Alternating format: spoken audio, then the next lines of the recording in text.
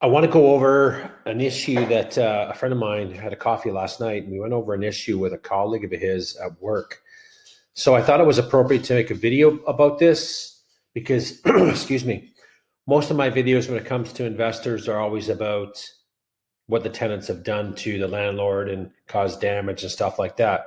Well, this is an issue where a landlord has kind of done the opposite of good faith. He's raised the rent on this young tenant that has been there for a few years. The little background on this is the landlord owned the property since 2016, rented it out. Excuse me, this tenant's been there for a few years, but the landlord went to the tenant 10 months ago and said, listen, I need to raise the rent. You're below market value. So if you don't raise, if you don't agree to this, then I'm going to need to sell the property. So this young gentleman agreed to it. For the last 10 months, his rent has increased $400. You can't be doing that. It is against the guidelines. In this video, I'm going to go through these guidelines. My message to that tenant, April 1st, take off $400. And for the last 10 months, deduct $400. And if he threatens you anyway, take it to the landlord tenant board. This can't be done. And I'm going to go through the guidelines to show that. So here it is. Landlords can raise rent every 12 months, either 12 months after the last increase, after you moved in. They do, however, need to give you at least 90 days notice. I'm going to move this up a little bit. What is allowable rent increases in 2024? 2.5%. The rent increase guideline for 2024 in Ontario is 2.5%. This is a maximum amount you can increase the tenant's rent during a year without approval from the landlord and tenant board. Rent control after November of a unit. So this is going to make a bit more sense. Let's just say that tenant moved in, or sorry, not moved in, that the rental unit was built after November 15th, 2018, is not subject to provincial rent control. This just doesn't mean a new apartment building. It also includes additions, existing buildings, or unfinished areas like a basement or attic that has been converted into apartment. There's no control. But this structure was built in 2016, we're going to say. I didn't get all the details except for the owner had it since then. It could be before, it doesn't matter. It has rent control in it, and the landlord can only raise it by that much. We're seeing a bit of this, but it doesn't really get in the news very much that I've been seeing articles that I've been seeing. It's more of the tenant issues, destroying the property and not paying rent for 10 months and stuff like that. That's the biggest issue. And you know, I get calls all the time about that, but this video is not about that for once. It's about what this landlord has done to the tenant.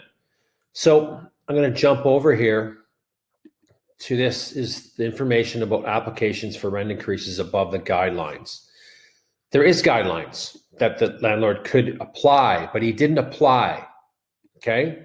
I'm going to go through a couple of them. Rent increase guidelines. What is a rent increase guideline? Each year, the Ontario government announces provincial rent increases guideline for the following year. A rent increase guideline is the maximum amount a landlord can increase the rent for most current tenants with approval from the landlord tenant board.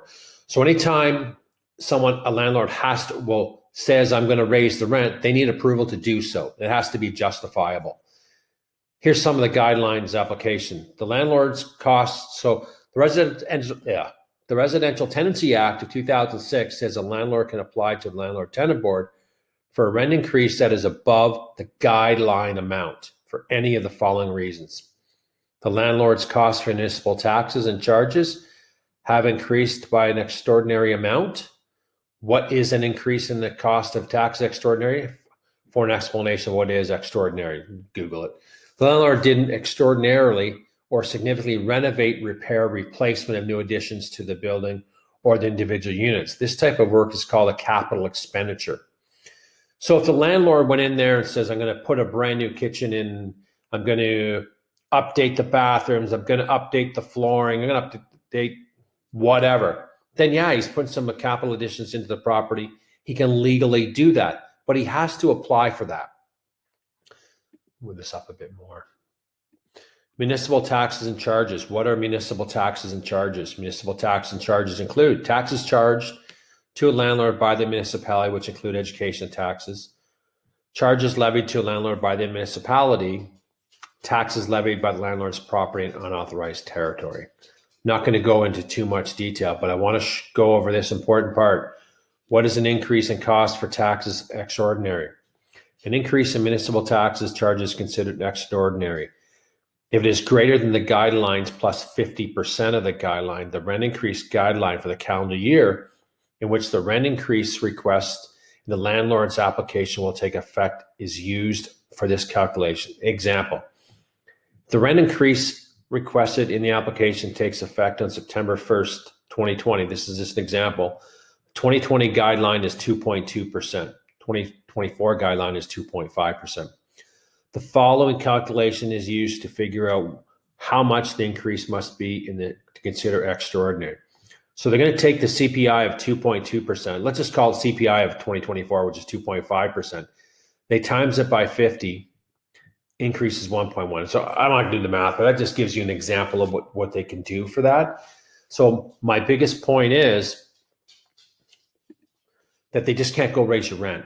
Okay. And I know there's a lot of people living out there today, are paying below market rents. Well, that's the laws in Ontario. So be it. There's nothing that you can do. And I know there's landlords out there trying to evict tenants because of that nonsense, but they're going to get themselves in trouble. So call them out on it. I would just stop paying the $400 immediately starting April 1st. And then I would deduct $400 off for the last 10 months. Whether you agree to it or not, you're in fear. Let him go take you to the tribunal, which he's not going to do because he's going to be in violation. He's going to get some charges against him. And if it persists harassment, then I suggest that this tenant does that because it's wrong. It shouldn't be happening. That's all I got to say on this issue. So hope this video helps people. Just, go Google landlord tenant board. All the laws are in there. What you can do, can't do. It's there. Enjoy your day.